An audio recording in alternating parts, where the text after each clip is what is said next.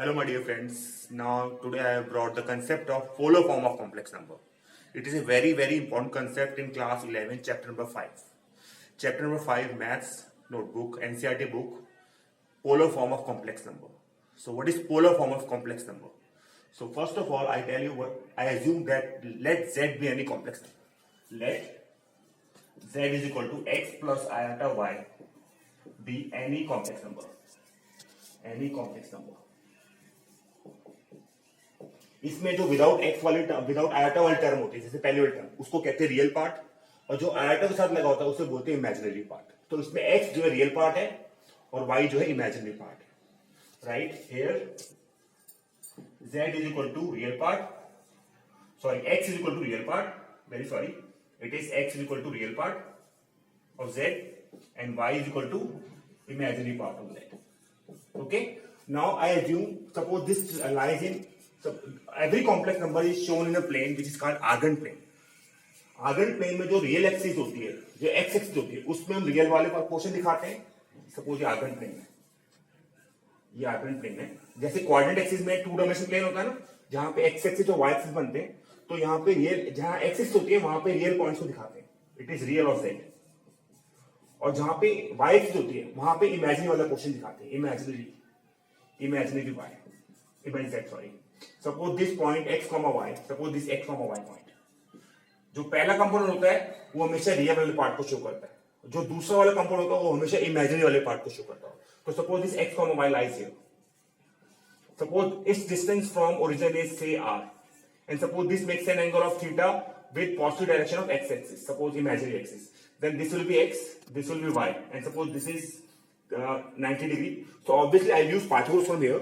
So it is x upon r is equal to base upon hypotenuse is equal to cos theta. So x upon r is equal to cos theta. So which implies x is equal to r cos theta. Similarly y upon r perpendicular upon hypotenuse, y upon r and is equal to sin theta, which implies y is equal to r sin theta. So substitute this x and y in this equation, right? Which implies z is equal to अब x की value मैंने कितनी find की r cos theta, उसको यहां रख दो r cos theta plus iota. y की वैल्यू मैंने कितनी फाइंड की r sin theta। यहां से r कॉमन ले लो तो अंदर क्या निकलेगा cos theta plus iota sin theta। This is the polar form of complex number, right? This is the polar form of complex number. This is the polar form of complex number. अब ये are कैसे find करते हैं उसका मैं आपको तरीका बताता हूं। आर इज कॉल्ड मॉडुलस, उसमें रियल पार्ट का स्क्वायर करते हैं, इमेजिनरी पार्ट का स्क्वायर करते हैं, रूट लेते हैं। क्यों लेते हैं? क्योंकि जब हम राइट एंगल ट्रायंगल में पाइथागोरस फॉर्मूला लगाते हैं तो perpendicular square plus base square is equal to hypotenuse square होता है। तो वहां से आर की वैल्यू आ जाएगी x square plus y square root 5, right? Where r is equal to root of x square plus y square and what is theta? Theta is argument and theta is equal to and theta is equal to argument of z। वो कैसे find करते हैं? argument of z, right? अब उसका तरीका बता रहा हूं। if alpha is equal to tan inverse modulus of y by x then theta is equal to alpha if xy lies in first quadrant, xy lies in first quadrant is theta is equal to pi minus alpha if x minus y lies in second quadrant, theta is equal to minus pi plus alpha if xy lies in third quadrant। These are the rules which you have to cram, which you have to remember by heart if you want to find the argument। उसके लिए पहले ये देखना पड़ता है कि xy कौन से क्वाड्रेंट लाई करता है। अगर कोई फर्स्ट क्वाड्रेंट लाई करता है तो थीटा इक्वल टू अल्फा। ये एक्चुअली थीटा जो होता है आर्गुमेंट होता है और अल्फा को हम ये मानते हैं। ये कैसे है? y जो इमेजिनरी पार्ट है और x जो है रियल पार्ट है, थर्ड पार्ट। और theta is equal to minus alpha if lies in fourth quadrant.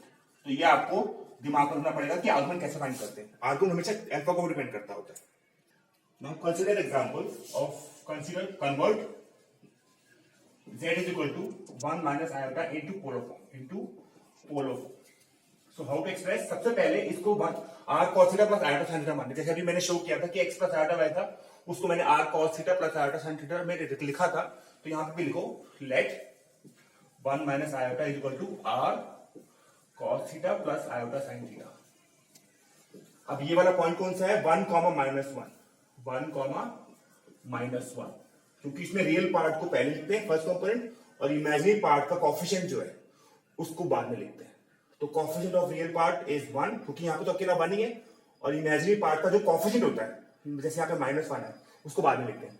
तो ये x जो 1 है और y जो -1 है।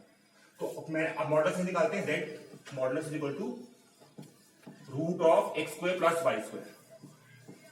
तो रूट ऑफ x कितना है पे 1 स्क्वायर प्लस -1 स्क्वायर, तो ये हो गया √2। और अल्फा हमने क्या निकाला, alpha is equal to tan inverse pi by x।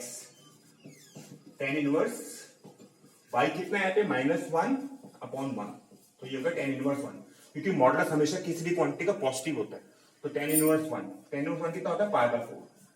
अब देखना है कि ये पॉइंट कौन से पॉइंट में लाई करता है, right as point 1, -1 lies in fourth quadrant. और फोर्थ क्वाड्रेंट में अगर होता है तो उस केस में आर्गुमेंट क्या हो जाता है, theta is equal to minus alpha, right. Therefore argument theta is equal to minus alpha, which means theta is equal to minus alpha कितना निकालना है π/4। तो ये आर्गुमेंट और इस आर को जो मैंने आर निकाला है, वाला मॉडुलस को हम आर से दिखाते हैं ना, ये आर और थीटा को इस इक्वेशन में पुट कर दो, आ जाएगी polar form, right. Therefore required polar form is r cos theta plus iota sine theta. अब r कितना निकालना है, √2, यहां √2 लगा दो। cos आर्गुमेंट कितनी है -π/4 प्लस आयोटा साइन -π/4। अब यहाँ पे cos of minus theta cos theta होता है, तो ये √2 cos π/4, और यहाँ पे sine of minus theta minus sine theta होता है, माइनस इंटू प्लस माइनस हो जाएगा, minus iota sine π/4। So this is the required polar form of this complex number, this is the required polar form of this complex number. तो ये आपको मालूम होना चाहिए कि पोलर फॉर्म को किस तरह से एक्सप्रेस करते हैं, ये होती है पोलर फॉर्म। इसमें आपको r निकालना होता है और थीटा निकालना होता है। r कैसे निकालते हैं ये मैंने बताया, थीटा कैसे निकालते हैं वो भी मैंने बताया कि इसके लिए मैंने आपको अभी बताया था कि अगर फर्स्ट पॉइंट होता है तो आर्गुमेंट अलग होता है। इट डिपेंड्स अपॉन अल्फा, ये अल्फा पे डिपेंड करता होता है। अल्फा पहले निकालो, और अगर वो पॉइंट फर्स्ट में है तो कुछ और होगा, सेकंड में है तो कुछ और होगा, थर्ड में है तो कुछ और होगा, फोर्थ में है तो कुछ और होगा। तो ये आपको पता होना चाहिए कि पहले पॉइंट भी देखते हैं, आर्गुमेंट निकालने के लिए हमें पॉइंट का पता होना बहुत जरूरी है।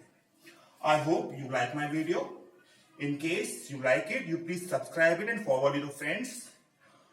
I hope that we will have next few more videos later on. So in between, I wish best of luck and hope you will have a happy Diwali. Thank you.